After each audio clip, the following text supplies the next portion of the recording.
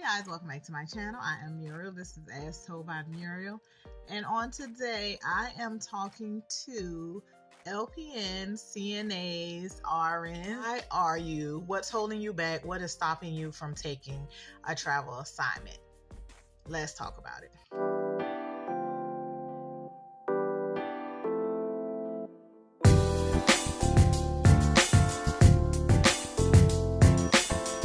So guys, welcome to my new subscribers, y'all. They're coming in, they're trickling in. I appreciate it.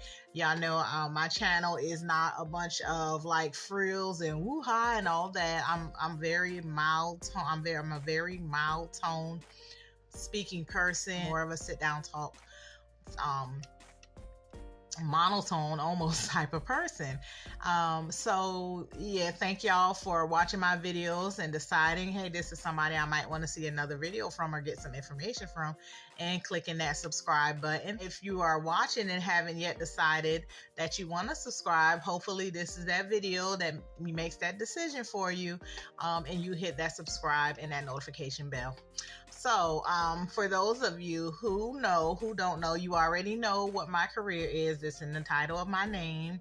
I have been traveling. I'm one of those, the more I talk to people, I realize I really am one of those, I won't say odd nurses, but I'm one of those odd RNs who prefer long-term care. Y'all know I did long-term care travel for a while.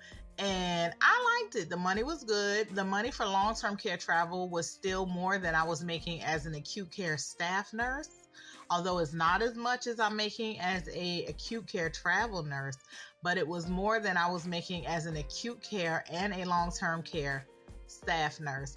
I enjoyed it.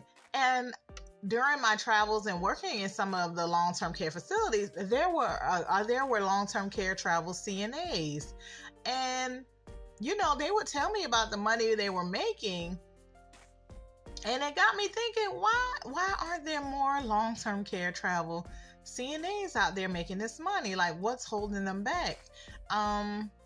You know, a lot of people think travel and they automatically assume, hey, I gotta be all the way across the country and whole other states, and you don't have to be. You can be in your same state and be considered a traveler in your same state. You can be 2 counties over and be considered a traveler. I think a lot of people think travel and they think, okay, what I'm gonna do with my family? What, y'all, let me tell y'all, a lot of people think travel means you got to be in a whole nother state. And no, honey, you don't have to be in a whole nother state. Gas is getting a little pricey now. I think where I am now, gas is like $3.60 a gallon. Gas is a little pricey, but and your stipend isn't for gas because you shouldn't be traveling back and forth. But the money you're making, it's worth the gas you'll be putting in your car. Find a place to get an assignment where you have somebody who you can stay with them, and, you know, find a place. Like, we all know people from different, you know, we all have family everywhere. We all have friends everywhere. We all know how the economy is now. People need money. You know, see if you can find an assignment in one of those areas where you got a homegirl from high school, a friend from wherever growing up, and hey, if they got a spare bedroom for you, you know, you're gonna get a stipend anyway. Talk a little deal with them. Be like, you know, tell them you're probably gonna get like $1,000 stipend. I'll say $700 at the least. I really don't know what CNA stipends are, but CNAs get stipends. Patient care techs get stipends when they work with a travel agency. Find a friend, you know, tell a friend, hey, I can give you $200 a week. Can I stay a couple nights in your spare bedroom? Can, you know, why give the money to the hotels? Give that money to your friend. Help your friend out. Just make sure it's a place where you really can rest, because y'all know on our date, like, I work at 7A to 7P. I don't have a friend in the area that I could stay with, but I wish I did, because I give this hotel money. I could just be giving that to a friend and putting that money in her pocket to help with her kids and her household bills. I wish there was a friend I had that in the city where I live, because that money I give to the hotel every week, I could be giving that to a friend. And yeah, so just see if you can find a friend to stay with, if you can't, a hotel, whatever. But you don't have to travel far to be a travel CNA, a travel LPN, a travel RN. I've met nurses who live in the state that I travel in, who are travel nurses in the same hospital that I'm in. So I think that's one of the misconceptions people get with traveling. Another thing is, I know a lot of us have children. Let me tell y'all what I did. Y'all know I have an autistic son at home. I have an older daughter. My older daughter was working at Walmart. She was pissed off with her job. All this. So I was like, hey, how much they paying you at it? How much they paying you? And she, told me what they were paying her. And I told her, I'll pay you that weekly just to make sure your brother gets from school, eats, because my son, he's a very picky eater, and he really doesn't eat enough. He eats enough to sustain, but he's very picky. If anybody has autistic child, y'all know sometimes some of them are very picky eaters. And I know what he likes to eat, so I make sure I prepare that. But I told her, quit your job, girl. Keep an eye on your brother. What they were paying you, I'll pay you that. Honey, let me tell you, my daughter said she be so bored, she don't know what to do with her life. This the easiest job she ever had. And she gets paid weekly just to keep an eye on her brother. Make arrangements. Fine, And then she left Walmart. She can always go back if she needs to. You know what I'm saying? Try to make some arrangements for your kids. Find that person that you trust. There's not many people we can trust with our children. Find that person you could trust and make them an offer. Especially if you're doing travel within, they don't even have to, you can even offer them to, say you're staying in the hotel rooms the nights that you're working, offer that, ask them, hey, I got a proposition for you. I got this job working at so and so. I just don't have anybody to keep my child. Would you be willing to come with me a few nights during the week, and stay the night with me in this hotel and keep an eye on my child while I work? Make sure it's somebody you trust. But y'all know, we women, we got to be innovative when it comes to things, because like I said, make sure it's somebody you trust. It might be somebody who's working a job who's sick of going to work. You got that niece, you got that nephew who working a job. They tired of working that job. But they know they need money. Hey, I got this travel assignment.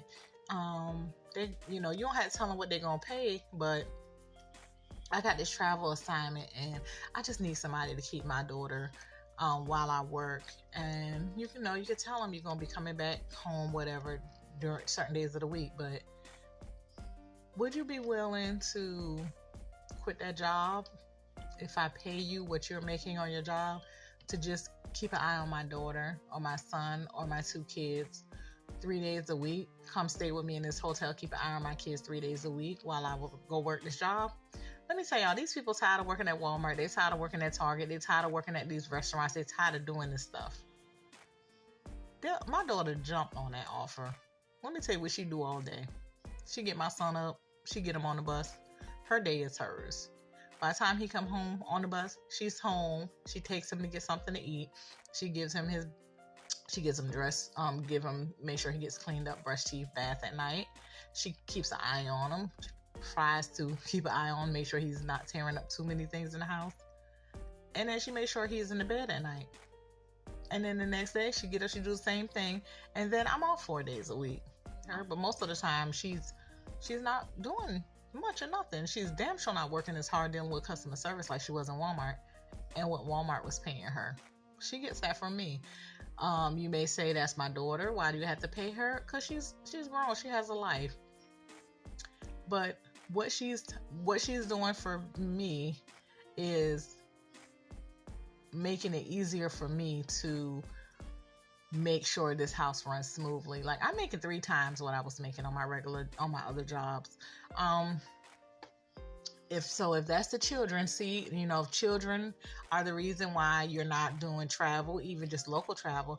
Another thing they have this thing called, they're not doing the travel. Another thing they have this thing called local travel. Where I work, we have a lot of local travelers, which what they do are, what they're doing is they are considered local travelers because they live in the area, but they don't get the travel stipend, but they're on contract. They're not committed to the job, and they get paid a good hourly wage. Like, they're making $70, $80, $90 an hour as a local traveler.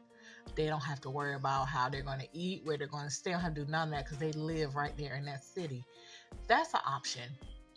It's sort of like agency work as far as how I was doing before, where I would go pick up a shift, but they're actually on contract. That was new to me. I didn't know about that. I don't know if they're doing that where I live, in some of the surrounding cities, but I'm going to look into that because, you know, a lot of people be so about these stipends, and they be, you know, not wanting to get caught up with Uncle Sam, but that's a way to make 2 to 3 times what you were making and not have to worry about the government. And now their money is taxed. All of their money is taxed, but you're still making way more than you would if you were a staff nurse. You don't have to worry about all the politics at the hospital. Your hours, make sure they are guaranteed in your contract, and you could be a local traveler. So I'm just trying, I don't know if they're doing that in long-term care. I know they're doing that in acute care. But yeah, so I know I'm all over the place, and I'm going to make a second video dropping some of them gems that I was going to drop in this video about if you are receiving a stipend, how to go about doing that and not having to worry about Uncle Sam.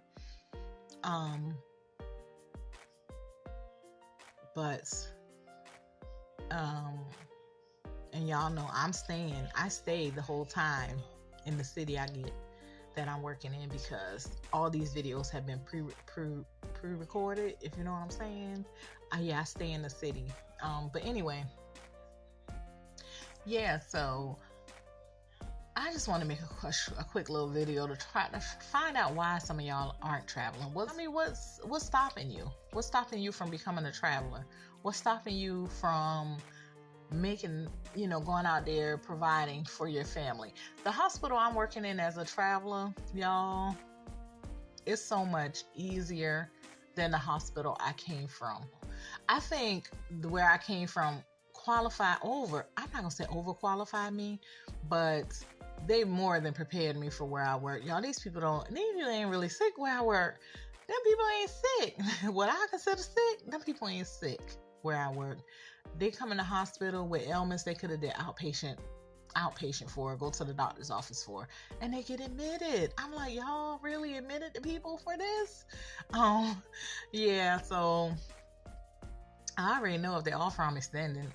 If they don't talk, when I get into my like week 10, if they ain't talking to me about extending, I'm gonna go to them, because y'all, anywho, I am Muriel. This is As Told by Muriel. I will be back with y'all with another video. I already know a topic I got in mind, but I'll see y'all guys again next time. Bye.